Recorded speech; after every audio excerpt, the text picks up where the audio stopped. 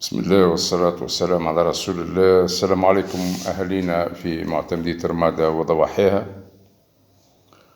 والرسالة هذه موجهة كما ذكرنا المعتمدية بضواحيها من بير عمير حتى المغني. الرسالة هذه تتمثل في الحالات الاجتماعية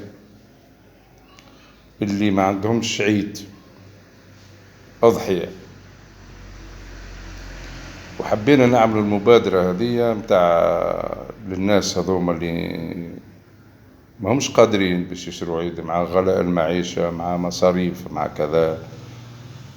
وأهل الخير موجودين ونتسم فيهم خيرا زدارا. موجود الخير إلى قيام الساعة بحول الله، ينقص ويزيد لين تقوم الساعة.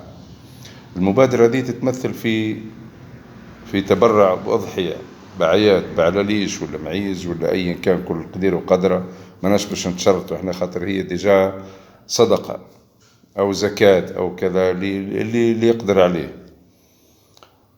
نجموا نلمدوا عياد اللي نقدروا عليه ونعطوهم للناس اللي مش قادرة. الناس اللي مش قادرة هذه فما ناس واضحة للعيان، يعني مش قادرين، اللي باش يعطي من أهله هذاك أموره، ربي يجازيه خير. لكن احنا باش نعملوا المبادرة هذه فما ساعات سبحان الله الواحد مش شمس باش يزرق على الناس كل، باش يعرف شكون عنده عيد شكون ما عندهاش. بحكم احنا ندوروا في البلاد وكل مرة يقابلنا حد يحكينا على وضعية معينة، يعني نعرفوا بعض العائلات اللي ان شاء الله ربي يقدرنا ونوفوا لهم الشيء الموجود باللي نقدره. ولذا يا خياني ماذا بينا أنا موجودين هنا الأسبوع هذا، نجموا نتبرعوا.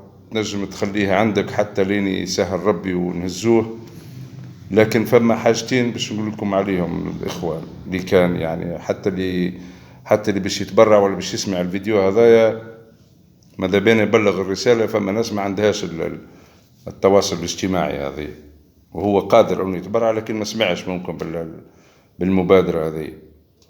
رانا ما نقبلوا لا فلوس ما نقبلوهاش. باش تجي تعطيني مبلغ مالي تقول لي راهو اشروا به عيد، هذا لا سبيل إليه.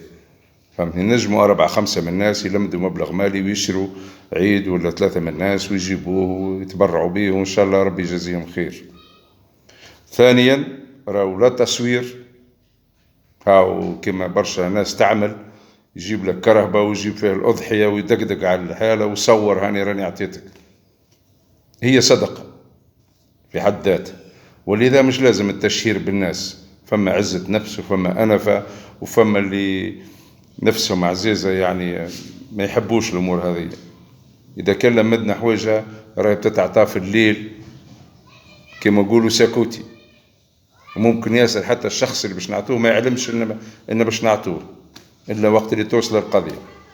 وربي يبارك فيكم والله يرحم والديكم ويجازي خير الناس كل اللي بيتبرع واللي بيسمع واللي بيدعي واللي حتى اللي ينشط شوية معانا مثال جراو. السلام عليكم، وإن شاء الله عيد هنا، وربي إن شاء الله ينصر غزة. ربي ينصر غزة. السلام عليكم.